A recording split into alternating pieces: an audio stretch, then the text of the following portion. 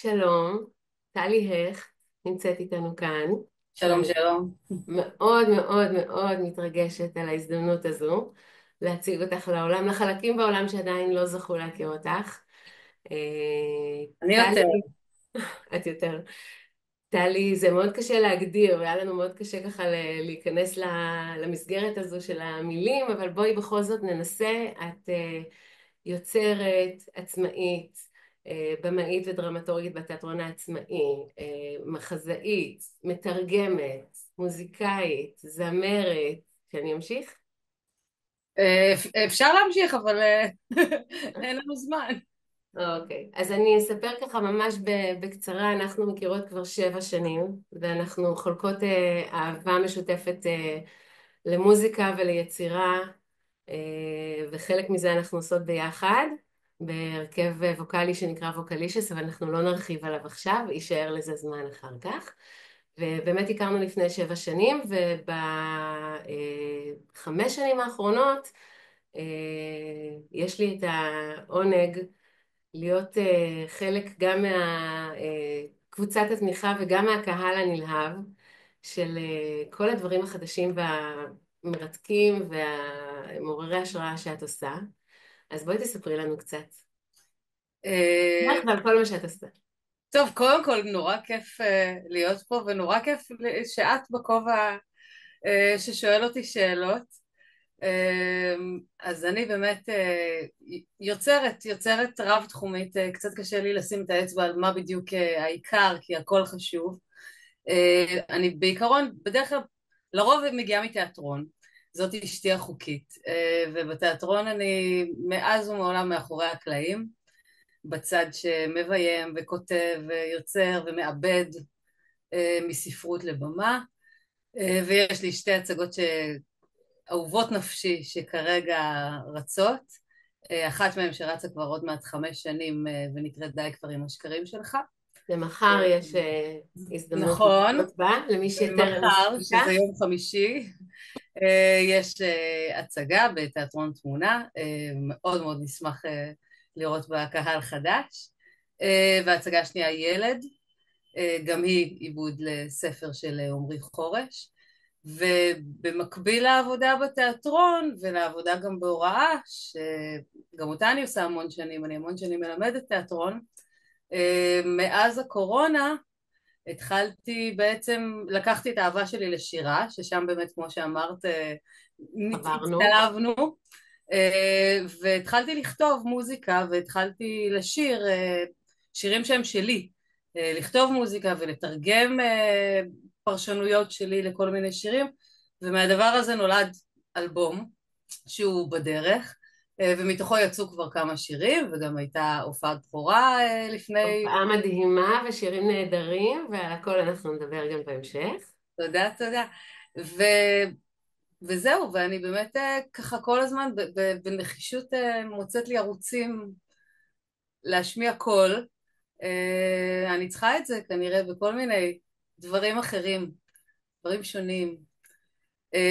וחוץ מהדבר הזה אנחנו באמת ראוי לציין מצטלבות בעוד הקשר שעליו גם את דיברת בפרק שלך, שזה באמת הדגש של החינוך לאמפתיה, שמבחינתי זה המפתח גם בהוראה, גם ביצירה עצמה. הערך העליון הוא באמת לעודד את השריר הזה של האמפתיה והיכולת באמת להכיל סיפור אחר, סיפור חיים אחר, ולמצוא את נקודות החיבור, שזה באמת שריר שהוא שריר נלמד. ואני שיר חושבת שאני. נלמד ואת מתרגלת אותו בכל כך הרבה תחומים ובכל כך הרבה אזורים, ועם כמה וכמה שותפים לדרך. אז אנחנו נרחיב עליהם גם אחר כך, אבל אם את רוצה לספר מי השותפים שלך ככה על קצה המזלג. אז יש לי בעצם 3 בעלים, בוא נקרא לזה בני זוג, 3 בני זוג, אחד בבית, לא קשור לתחום בשום צורה, ההופכי שלי, הוא אבל מחובר באמת מהלב. הכתף התומכת לכל דבר ועניין, זה תום.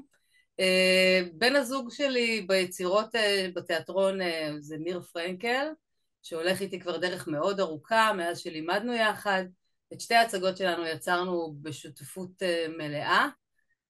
ו- והשותף שלי לכל היצירה במוזיקה הוא עידן חיים דוד, שהכרתי אז כשהצטרפתי בעצם להרכב שבו אנחנו ביחד, ואז נפגשתי עם ההברקות שלו וסחבתי אותו איתי לכל דבר, לכל היצירות, בכל ההצגות הוא מלחין, במוזיקה הוא בעצם, הוא לא רק מלווה אותי ומלחין יחד איתי ושותף מלא ליצירה ומפיק, אלא הוא גם בעצם, אני חושבת, המנוע לזה שכל זה בכלל הרגיש אפשרי. אה, הרצון לעשות את זה, אני חושבת שמגיע לו את הקרדיט על הדבר הזה. כן, זהו. אז אני חוזרת רגע לנקודת ההתחלה. כי נקודת ההתחלה מבחינת הקריירה, לא נקודת ההתחלה שלך. נקודת ההתחלה שלך היא כפר סבא, שגם את זה ככה ראוי להזכיר, כי זה משהו שהוא חלק נוכחי ביצירה שלך, ועיר ילדותך, ואת גם חיה בה היום. אבל נקודת ההתחלה מבחינת הקריירה, בכלל הגעת מעולמות ההוראה והחינוך. את רוצה נכון. לספר ככה איך התגלגלת לכל היצירה הזאת בתחום שהוא נחשב פחות יצירתי ויותר אפרורי, אבל בעצם יש בו הרבה מקום ליצירה. אני חולקת על האקסיומה הזאת, אני חושבת לא, אמרתי נחשב, יש מקום ליצירה, הנה, דוגמה. אני חושבת שאולי במקצועות מסוימים בהוראה זאת התחושה, לא במקצוע שלי. בכל מה שקשור לחינוך לתיאטרון, וגם כשהתעסקתי יותר בהדרכת מורים ובהנחיה פדגוגית, אז הייתי כל הזמן בעצמי, אני עדיין כל הזמן בעצמי במקום הלומד. אני לא חושבת שיש איזשהו שיעור ב18 שנים האחרונות שחזרתי בו על עצמי, כי כל פעם אתה מהמפגש עם תלמידים ספציפיים בסיטואציה מאוד ספציפית שהיא חד פעמית, תמיד קורים דברים שהם שיעור, ואני לומדת. אני גם לומדת על ההוראה וגם לומדת על היצירה, אבל בעיקר לומדת על איפה נמצאים החסמים שלי ושל אחרים, ואיפה אנחנו יכולים להפוך כל דבר, כל אתגר, כל בעיה שקורית, להפוך אותה לאיזשהו שיעור, וככה בעצם גם לוותר על האגו בדרך. בגלל זה אני חושבת שאני עובדת מאוד טוב עם שותפים. יש איזה משהו שבאמת הדבר החשוב יותר הוא הדיאלוג, מאשר לשים את עצמך במרכז, וגם הדיאלוג עם תלמידים, וגם הדיאלוג עם שותפים, וגם הדיאלוג שלי עם עצמי ועם הקהל, אני חושבת שהוא הדבר הכי מפרה שיש. עכשיו, אני כן אגיד לגבי אמפתיה, כי העלינו את זה קודם, יש משהו גם ביצירה וגם בהוראה, שמאוד מעודד את היכולת להקשיב, באיזושהי מסגרת זמן מאוד מאוד נתונה. זה כנראה עוזר שמדובר או במסגרת של שיעור, או במסגרת של הצגה, שהיא מאוד תחומה בזמן, אבל זה איזשהו מין אי קטן, שבו אתה פשוט קשוב לעצמך ולאחר, וזה מביא איתו איזה משהו מאוד, לא יודעת, מעודד חמלה נקרא לזה. קצת קשה לי לשים את זה במילים, אבל אני חושבת שזה מצרך נורא נורא נדיר בימינו. אז אני רוצה להגיד המילה הזאת. שמהניסיון שלי בלצפות בחלק באמת בכל הנושא של ההוראה, יצאו לי רק הזדמנויות ספורות להיות סוג של קהל, אבל גם במקומות שבהם יצא לי לראות אותך גם בזום של הדרכה, של הנחיה למנחים בתקופת הקורונה, וגם בעבודה של מופע סיום של חבר'ה שאת הכנת לבגרות ולימדת אותם, שאם אני יכולה לשים את האצבע על משהו שהוא ככה לאורך כל הדרך, צבע מאוד מאוד ייחודי לך, זה באמת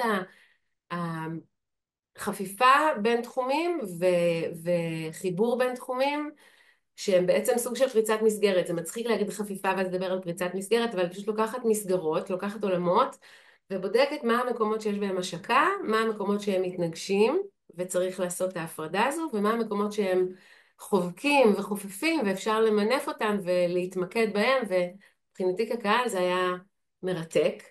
אז אם כבר אנחנו מדברות באמת על העניין הזה של הרב-תחומיות ושל העולמות החופפים, איך הגעת מהוראה?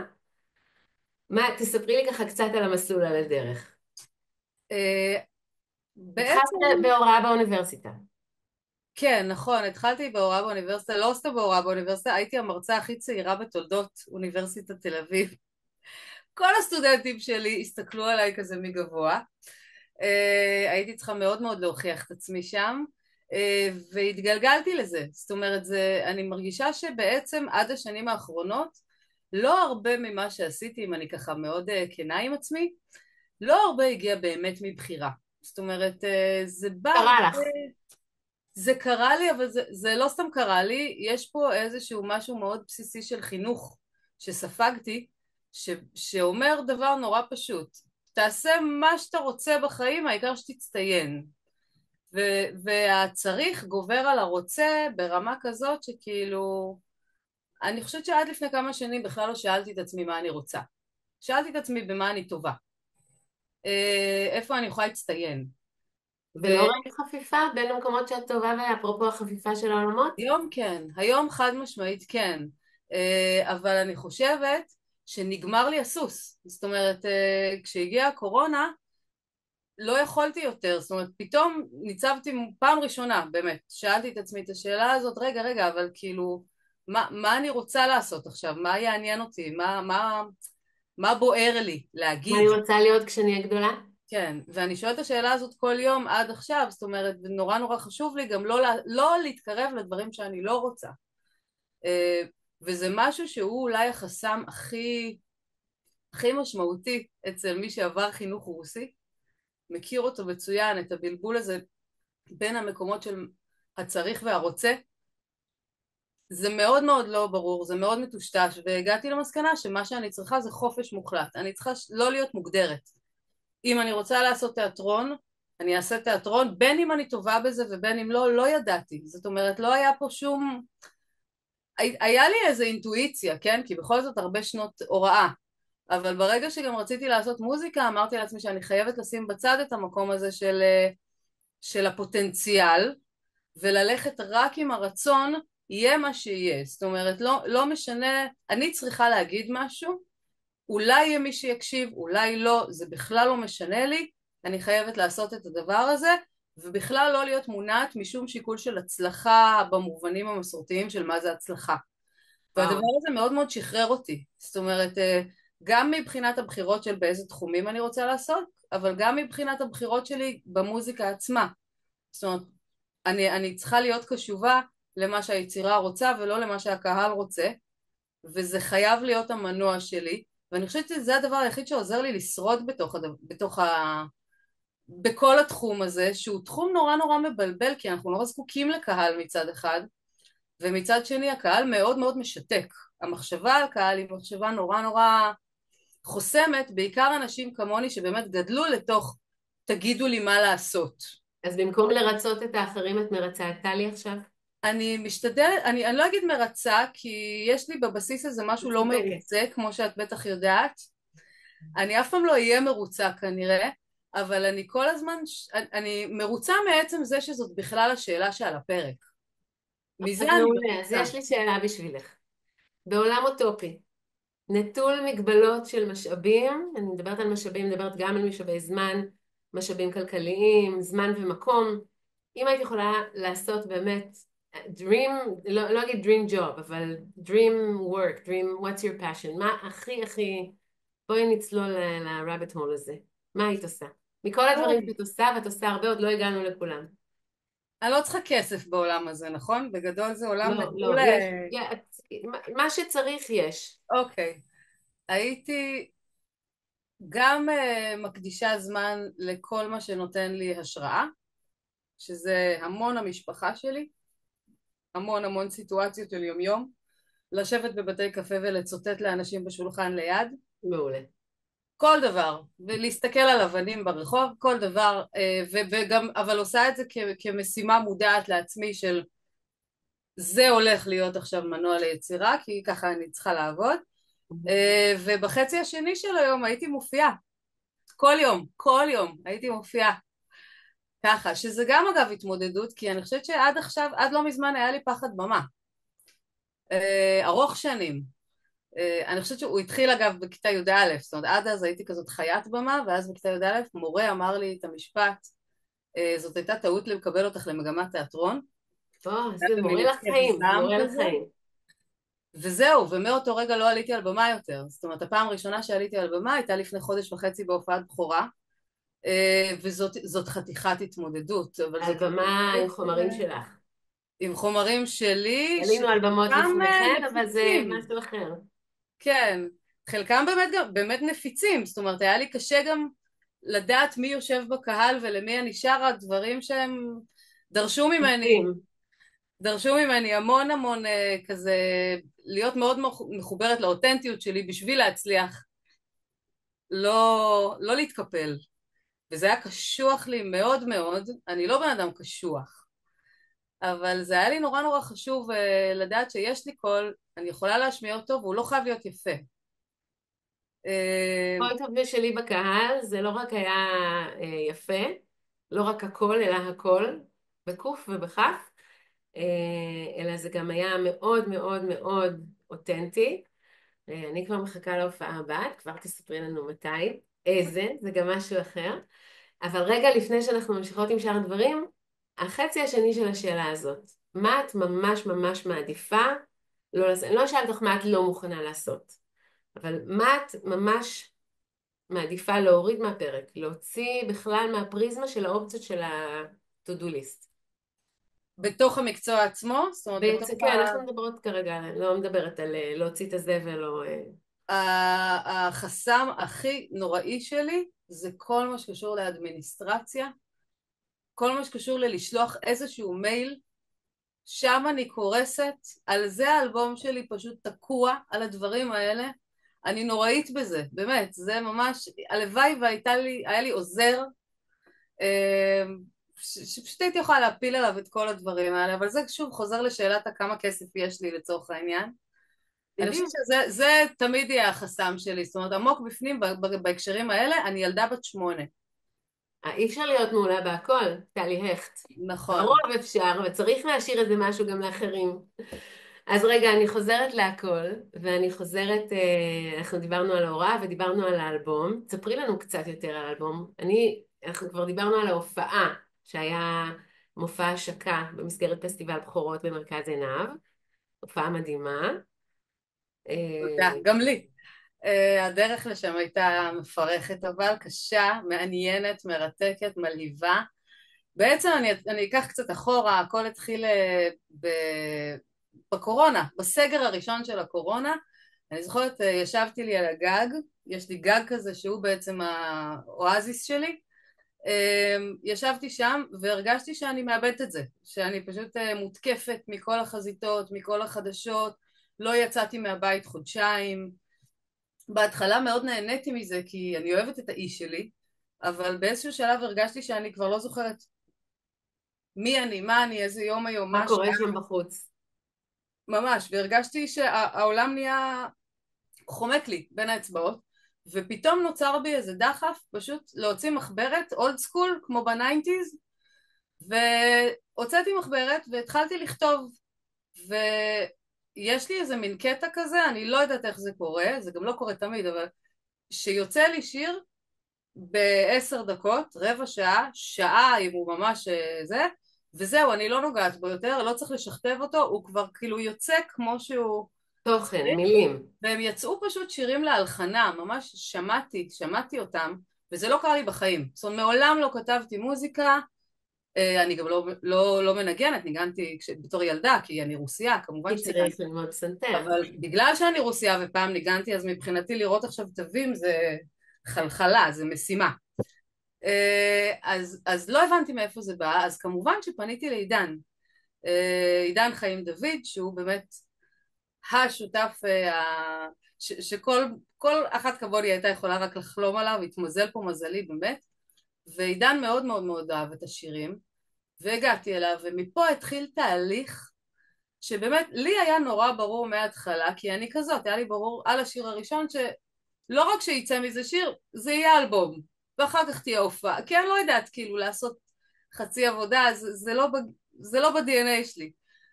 וזה אגב, היות ואני רוסיה, ואני באמת, סליחה שאני חוזרת על זה המון, כי אני באמת חושבת שזה חלק ממי נורא יבוא שאת, לי. ה-DNA. זה בא יחד עם הימנעות, כי אם זה לא ילך עד הסוף, לא שווה להתחיל את זה בכלל. זה הדפוס שאני מאוד מאוד עובדת נורא חזק עכשיו על לנפץ אותו. אז היה ברור לי שיצא פה אלבום, גם אם לעידן זה עוד לא היה ברור, והתחיל תהליך נורא נורא מרתק, שמה שנורא נורא אהבתי בו זה את כל השלב הזה שלא הכרתי, של לשבת באולפן ולנסות המון גרסאות, ונוצר לי ממש איזה מין, קראתי לזה פשוט תסביך אלוהות, כאילו יצרתי פה משהו, משהו יותר שווה מליצור בן אדם, כי זה ישרוד לנצח. ואנשים שהם זו לא אומנים פרספקטיבה לא מעניינת. מכירים את ההרגשה, זאת הרגשה כן. מדהימה, זה באמת, זה כאילו לא יצרתי בן אדם, יצרתי כבר אנשים, זה מרגש נורא, אבל זה התרגשות מסוג אחר. כשאתה יוצר משהו באמת בעזרת גם הכישרון שלך וגם איזה פתאום אמירה שפתאום היה לך נורא נורא ברור איך היא צריכה להיאמר, באיזה מילים וגם באיזה פאוזות בין המילים, הכל היה לי מאוד, ישב לי נורא ברור. ואז באמת התחיל גם תהליך של הקלטות, שבהתחלה היה קושי מאוד גדול, כי בכיתי המון. הקלטתי ובכיתי, זה עזר לי בעצם סוג של תרפיה. לפרוק. כן, אבל בכלל לא ידעתי שאני עושה את זה, זאת אומרת בדיעבד אני מבינה שזאת הייתה תרפיה. באותו זמן אמרתי לעצמי, זה חתיכת מכשול שאני לא אצליח לעבור, לא הצלחתי להקליט שיר. זאת אומרת, השירים הם פאצ'ים, כי כל פעם הייתי בוכה בחלק אחר. ולאט לאט, ככל שנתנו לדבר הזה צורה, אז קרה דבר נורא מעניין של סוג של הזרה. זאת אומרת, ברגע שנתנו צורה אסתטית לאיזשהו רגש שנורא הכאיב לי, וכל שיר הכאיב לי במקום אחר, כן? אבל כולם נולדו מכאב. אז כבר ראיתי אותו מרחוק, וזה כאב לי פחות. זאת אומרת, יכולת נוצר לקבל פה אותו איזה עם הכאב. משהו, כן, כמו שזה הסובלימציה של פרויד, זאת אומרת, ממש, ברגע שאתה נותן את הצורה לחומר גלם, אז החומר גלם כבר פחות נורא, פחות מאיים, שזה בעיניי המהות של יצירה, זאת אומרת בשביל זה אני עושה את זה. כשאני רואה שאני נורא נורא עצבנית וכאובה ועובר עליי משהו נורא רע, אז הרבה פעמים אני תופסת עצמי ואומרת, רגע, מתי יצרתי משהו פעם אחרונה? עבר יותר מדי זמן, אני חייבת לעשות משהו, כי זה עושה את זה. אז אה, בין המשהו שאת עושה, אה, יש שתי הצגות מדהימות, שאני רוצה שנספיק לדבר גם עליהן, וגם הן בעצם התחילו, אם אני זוכרת נכון, גם בתקופה של הקורונה, או ממש אחת מהם לפני. לפני, זאת אומרת, די כבר עם השקרים שלך, שזאת ההצגה בעצם הראשונה שהעליתי בתיאטרון העצמאי בצורה כל כך... היו לפניה כל מיני ניסויים, אבל בוא נקרא לה הראשונה. היא בעצם עיבוד שהגיע אליי דרך ניר פרנקל, ספר של פיליפ בסון, ספר אוטוביוגרפי מאוד מאוד מאוד מפורסם, שבדיוק תורגם לעברית, וקראתי אותו, ולכאורה הוא מספר על סיפור לא אני בשום צורה, הוא מספר על סיפור אהבה לא ממומשת בין זוג בנים בשנות ה-80, ועל כל מה שקרה עם הסיפור האהבה שנקטע ילדים, צעירים, זאת המון אומרת שנים ככה. נערים. כן, כן.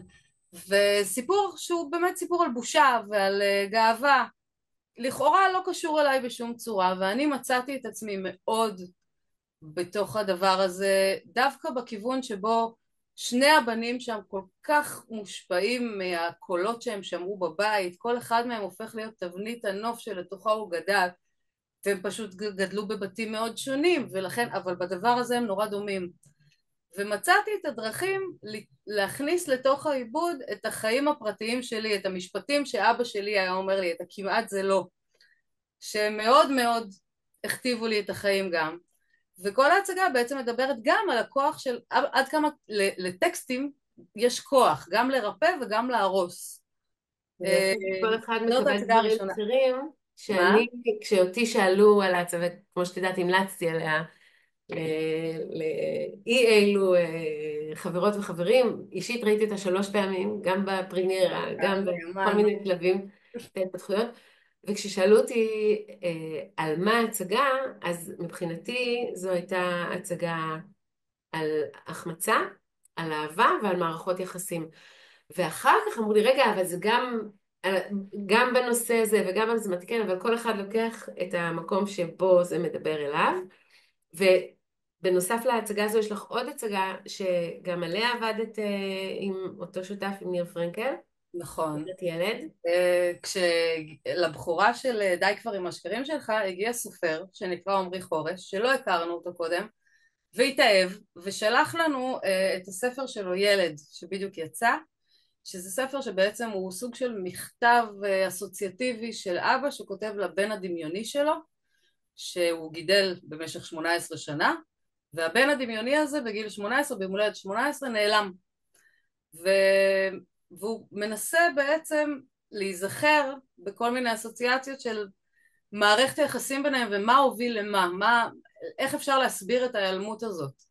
ואנחנו החלטנו באמת לתת לילד הזה דמות, הוא לא קיים בספר אבל לתת לו דמות, והדמות הזאת היא אמיר בנאי. האבא הוא תומר נאיר פטלוק, הוא אותו שחקן שמשחק, הולך איתנו עוד מדי כבר. ותומר ואמיר פשוט היו באמת הברקת הליהוק הכי טובה בהיסטוריה של התיאטרון הישראלי, אני נשבעת. ומי שעדיין לא, סיפור אהבה. בגלל שאנחנו ככה ממש מתקרבות לסוף, אז אני רוצה שמי שעדיין לא הספיקו להגיע ולצפות בהצגה, זאת ההזדמנות, תספרי לנו איפה ומתי אפשר לראות את ההצגה, ואם את מספיקה מילה על ההופעה הבאה שלך. אני חייבת, ברור. אז בואו נתחיל דווקא מההופעה. ההופעה הולכת להיות מאוד שונה מהופעת הבכורה, היא הולכת להיות הופעה אקוסטית. אני לא יכולה להגיד הרבה יותר מזה, כי היא בעצם פיילוט לליין חדש של הופעות שהולך להיפתח באתר שימור, מאוד מגניב, מאוד מאוד אינטימי, על גבול האקסקלוסיבי ממש.